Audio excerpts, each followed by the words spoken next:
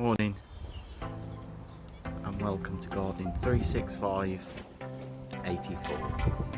And this morning I've probably done the most difficult job I've ever done in the garden, and that was to bury my best buddy Spud the dog. We've had Spud for 13 years and he sort of died yesterday very quickly, but he was my best friend, and I will struggle now for the next few weeks, maybe months, in the garden. But best thing is to remember the 13 years of happy memories. So rest in peace, Spud the dog. And now with the rest of Gardening 365. I've laid out this area, and this is where my apiary is going. The apiary is the area where you keep your bees. So I'm just going to pull some turf up now, put some sand down and lay some slabs there. And onto that will then go my hive stand, and then obviously my hives on top of that.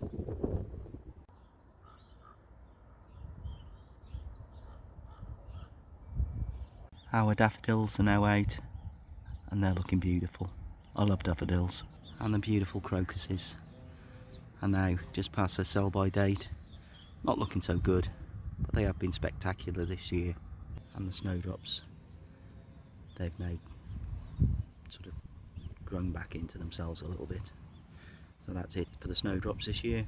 They've been great too. So I've had a bit of a dry run with my hive stand, and I've decided I'm going to go 8x2 slabs, and they're 60 centimetres each. So that'll give me 240 by 120. And Spud might not be with me, but I've got some friends here. A couple of wild ducks on the wildlife pond, and that's exactly what we built it for. And since I've been down here, a second male's joined. And I think the reason why he's come is to pinch the other one's mate. They were quite hostile a couple of minutes ago, but they seem to have settled down and seem happy preening themselves. And you two have been good pals today. I think I would have preferred Spud, but you two have been great. So thanks for the company. That's it. The cherry tree apiary. And I don't think you could get a better setting, could you? A wildlife area with 2 wild ducks on the pond, and hopefully very soon 50,000 bees in that beautiful hive. And that was a difficult day yesterday, but I managed to do me bees later on. Well, do me set up for me bees. I've got to be honest, it helped me out immensely, as gardening does. Gardening is great for the mind and the mind well-being. And now I'll look at the results, and I'm really happy with my setup. And doesn't it look great with the sun on it and the wildlife pond in the background? And great news in the greenhouse.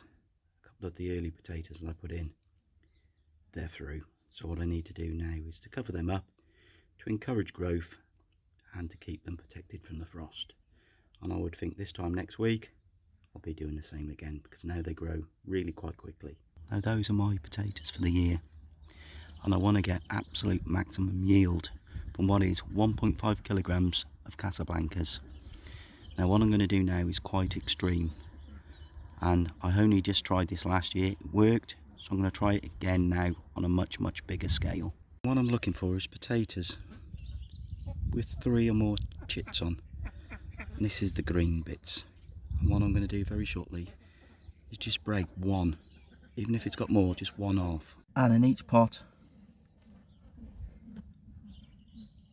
I've just put one small chit in there, and these are quite small pots. You don't need big pots for this, that comes later. And the potato chits are covered up, and now I'll put them in some water to have a really good soak, along with some Calabrese that's looking very hot, and they need a good hydration too. And just before I take the potatoes back inside, I'm going to pick one of the smaller ones, and this is small, it's just so I'm close to it, and I'm going to cut it in half, and you'll see why the next time.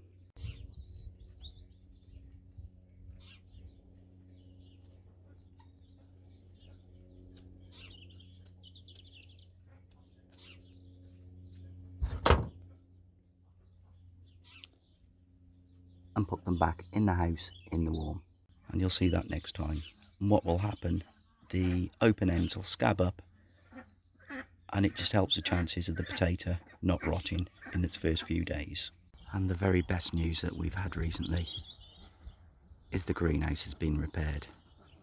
And I've got to be honest, if you know me and my greenhouse, this means so much to me. So thank you very much for Colin, the person that's come and repaired this to us, because I think you've done a cracking job. So thank you, Colin.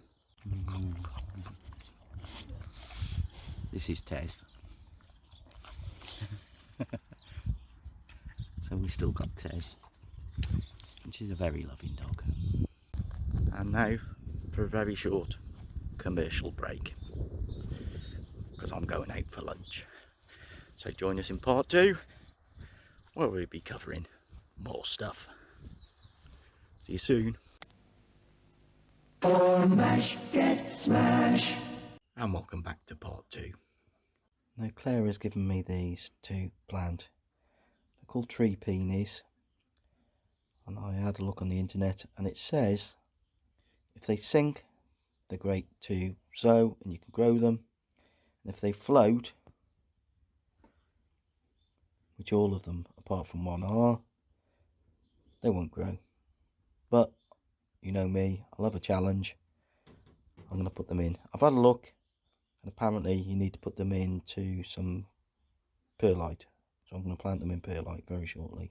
This is what I spent my late afternoon preparing.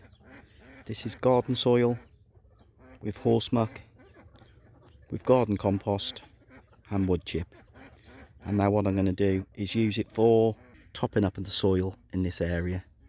Now at the top I've got some horse muck that I put down previously. I'm just going to spread that out, and then bucket by bucket I'm going to start spreading my compost from today on the top. And I've distributed the soil, but absolutely no digging. And now I'm going to start infilling. That's it, done now. And the green plants that you see there are called hyssop. And the hyssop are plants that butterflies really don't like. And anything that the butterflies don't like, I'm talking about cabbage white butterflies now, and this is my brassica bed, are more than welcome in our garden to stop those horrible cabbage white. Cabbages will still need netting come the peak season, but if they're any benefit, as I say, they're more than welcome. And I've got a little bit of soil left over, so I'll fill that area in there. I did the black currants last time. Now prepared one of my brassica beds, and I've got one more small bed there as well, so not too bad. The last job is of the day just to water all of the plants in the greenhouse, because it has been really quite warm this week. So just giving them some feed and with their water. It doesn't look like there's a lot of water left actually. Should be enough for today. And that concludes this week's episode of Gardening 365. Thank you ever so much for watching. Obviously, as you probably realised, it's been a really hard, difficult episode to make, but I needed to make it. A bit like why I started during lockdown. For mental health, it's sometimes good just to get things off your chest, and I feel so much better now at this stage of the weekend than I did earlier. So again, thank you for helping me through this difficult time. But, and this is a big bus, rest in peace, Spudder. But I want to remember Spud with the good times. So I'm going to finish with some great memories of a great dog. Thank you ever so much for watching again. Please keep subscribing. We need the guys that are watching to subscribe to make our channel bigger. Thank you and goodbye. And once, for the last time, rest in peace, Spudder. You'll never ever be forgotten. Bye.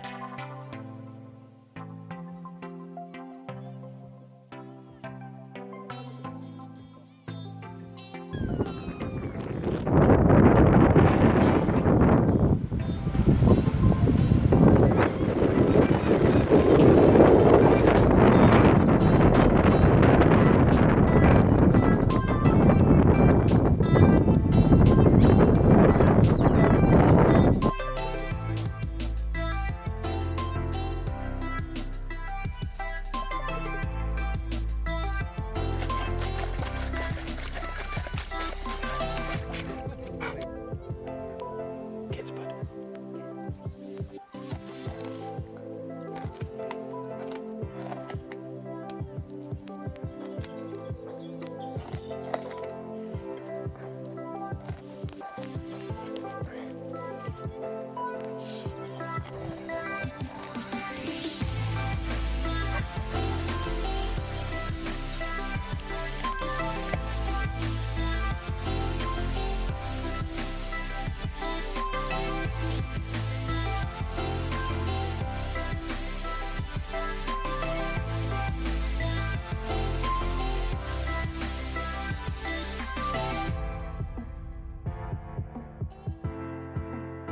Ow!